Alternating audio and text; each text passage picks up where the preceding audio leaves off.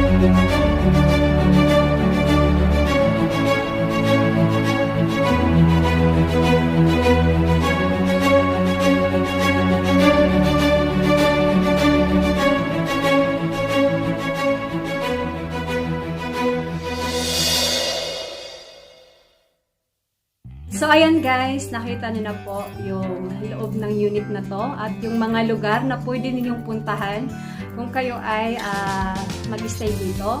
Nakita niyo na po sa video. Marami pa po yan kasi hindi ko na po na-videohan yung iba. So, ayan po.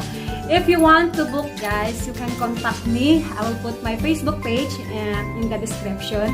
And I will be the one to assist you. So, what are you waiting for? Mag-book na! So, ayan. Thank you so much for watching my video, guys. And see you again sa aking next vlog. Thank you so much for watching. See you po! Mag-book na! Huwag niyo nang patagalin pa. Punta na dito. Bye-bye! Thank you so much!